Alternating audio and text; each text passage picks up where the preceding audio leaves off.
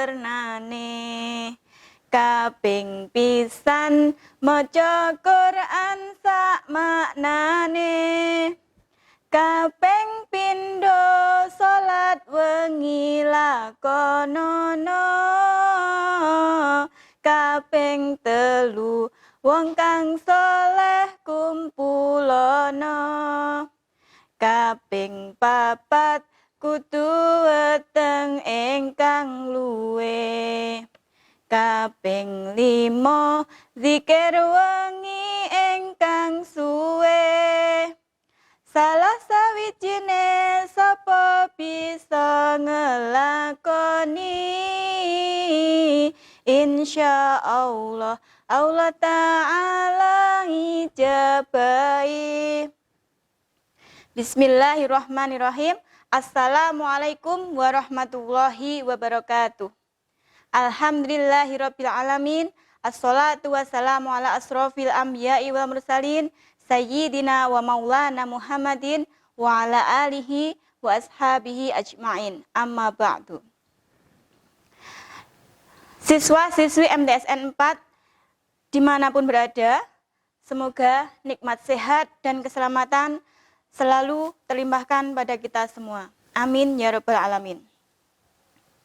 Baiklah anak-anak, tema Jumat religi kita hari ini adalah Al-Quran sebagai obat hati. Anak-anak, sudahkah kalian hari ini membaca Al-Quran? Dapat berapa ayatkah?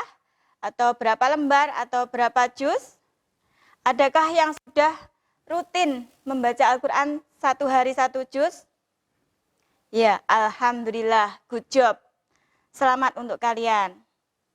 Anak-anak sudah mau meluangkan waktu untuk membaca Al-Quran. Alhamdulillah, kita bersyukur kepada Allah Subhanahu wa Ta'ala karena kita dijadikan orang yang beriman kepada Allah Subhanahu wa Ta'ala dan mengimani kenabian Nabi kita Muhammad sallallahu alaihi wasallam, la nabiyya ba'da.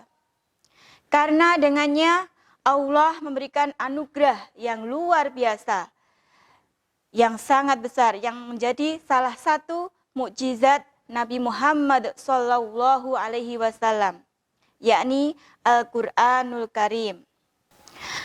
Al-Qur'an yang diwahyukan kepada Nabi Muhammad sallallahu alaihi wasallam untuk diturunkan kepada manusia telah disifatkan sebagai penyembuh dan penawar bagi umat manusia.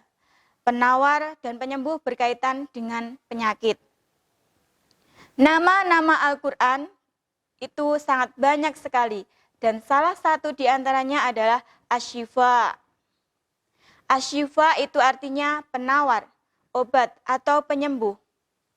Sesuai syair yang saya bawakan tadi, salah satu obat hati adalah apa tadi?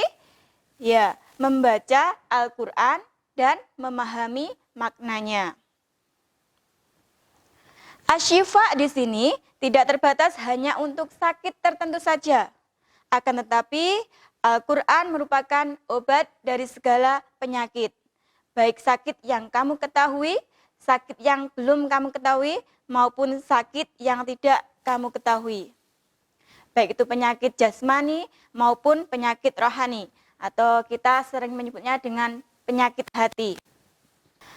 Manusia tentu akan memiliki beberapa penyakit hati, seperti sombong, ragu, dan syirik. Dan syirik ini merupakan dosa yang sangat besar sekali. Tafsir Ibnu Katsir menjelaskan bahwa Al-Quran dapat menjadi penawar dan penyembuh dari berbagai penyakit hati yang ada di dalam manusia. Sesungguhnya Al-Quran yang benar-benar diamalkan akan membawa kedamaian dan ketenangan hati manusia. Membaca Al-Quran dapat memberikan pencerahan bagi orang yang beriman. Ketika hati seseorang terbuka pada Al-Quran, maka ia dapat mengobati dirinya sendiri. Perasaan yang mudah datang seperti mudah marah, dengki, iri, cemas, dapat menjadi lebih bahagia dan tenang serta senantiasa berada di jalan Allah dengan cara membaca Al-Quran. Allah Subhanahu wa taala berfirman dalam surat Yunus ayat 57 yang artinya, "Wahai manusia, sesungguhnya kami telah datangkan kepadamu sebuah pelajaran, yakni Al-Qur'an dari Tuhanmu, sebagai penawar dari berbagai penyakit yang ada di dalam hati, serta sebagai petunjuk dan rahmat bagi orang-orang yang beriman." Al-Quran sebagai asyifa ini dijelaskan dalam surat Al-Isra ayat 82. Allah berfirman, "A'udzu billahi minasyaitonir rajim. Bismillahirrahmanirrahim. Wa nunazzilu minal Qur'ani ma huwa syifaa'u wa rahmatul lil mu'minin wa la yazidudz zalimina illa khasara." Yang artinya, dan kami turunkan dari Al-Quran sesuatu yang menjadi penawar dan rahmat bagi orang yang beriman. Sedangkan bagi orang yang zalim, Al-Quran itu hanya akan menambah kerugian. Wa nunazzilu minal Qur'an. Dan kami turunkan dari Al-Quran. Siapa yang menurunkan? Ya Allahu Rabbul Alamin, pencipta alam semesta, yang bisa menyembuhkan segala penyakit, yang bisa mengeluarkan segala kesulitan, yang bisa mengangkat derajat manusia. Di dalam Al-Quran itu ada apa ya Allah? Ma huwa syifa, yaitu sesuatu yang menjadi penawar, menjadi obat, menjadi penyembuh dari segala macam penyakit. Wa rahmatul lil mu'minin, dan menjadi rahmat dan kasih sayang Allah Subhanahu wa taala kepada orang-orang yang beriman. Wala yazidudz zalimin, dan tidaklah bertambah bagi orang-orang yang zalim. Siapakah orang yang zalim itu? Yaitu orang-orang yang meninggalkan Al-Quran. Dia zalim terhadap dirinya sendiri, yang tidak mau membaca Al-Quran, tidak mau memahami Al-Quran. Maka tidaklah bertambah bagi mereka illa khosaro, kecuali kerugian, atau tidaklah beruntung mereka. Al-Quran mengarahkan jalan terbaik untuk memaksimalkan eksistensinya, mengembangkan karakter baiknya, dan menjadikannya memperoleh kebahagiaan dunia dan akhirat. Terlebih lagi, seseorang yang mengakrabkan diri dengan Al-Quran, ia akan memperoleh pertolongan Al-Quran di hari kiamat. Sebagaimana dalam penjelasan hadis Nabi Muhammad SAW, "Iqra'ul Qur'ana fa innahu ya'ti yaumal qiyamati syafi'al li ashabih."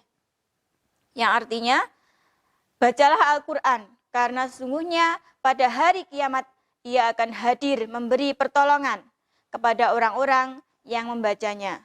Hadis riwayat Baihaqi. Ada sebuah kisah dahulu kala di zaman Nabi Muhammad SAW, ada salah satu sahabat Nabi yang bernama Abu Sa'id Al-Khudri radhiyallahu an, bersama dengan sahabat-sahabat Nabi yang lain sedang melakukan syofar atau perjalanan. Nah, sampailah sahabat-sahabat tersebut di suatu perkampungan, dan mereka kemalaman di sana. Abu Sa'id Al-Khudri radhiyallahu an meminta izin kepada penduduk kampung untuk dapat beristirahat dan bermalam di sana. Beliau bertanya, "Siapkah engkau menerima kami untuk beristirahat di sini?" Penduduk kampung menjawab, "Oh tidak boleh, tidak bisa. Kalian tidak boleh beristirahat di sini." Akhirnya, sahabat-sahabat Nabi pun akan segera beranjak pergi dari kampung itu. Tiba-tiba ada salah satu warga kampung menghentikan mereka. Tunggu dulu wahai para tamuku. Berhentilah sejenak. Pemimpin suku kami sedang sakit parah. Dia kena racun kalajengking. Badannya menggigil dan demam tinggi sekali.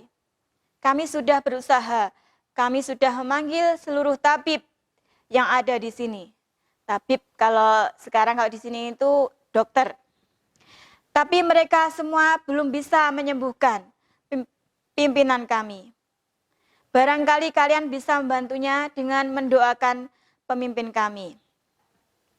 Akhirnya, sahabat pun berhenti. Abu Sa'id Al-Khudri meminta segelas air putih. Lalu dibacakanlah air putih itu dengan suratul Fatihah dengan sangat hikmah, seraya memohon kesembuhan kepada Allah Subhanahu wa taala.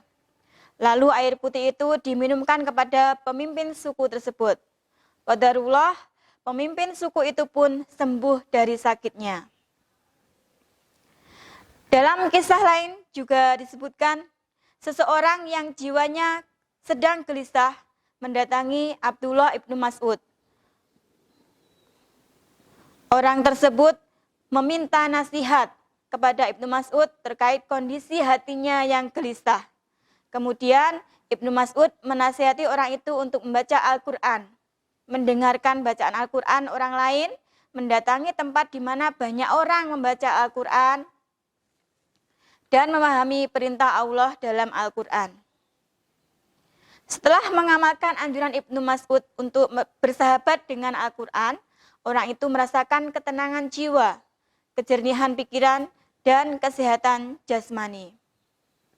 Dan ini adalah salah satu kisah-kisah ma'ruf yang membuktikan bahwa Al-Quran adalah sebaik-baik penawar atau obat penyembuh baik penyakit hati maupun penyakit fisik. Baiklah anak-anakku semua, maka mulai saat ini biasakanlah untuk membaca Al-Quran. Minimal sehari 1 juz.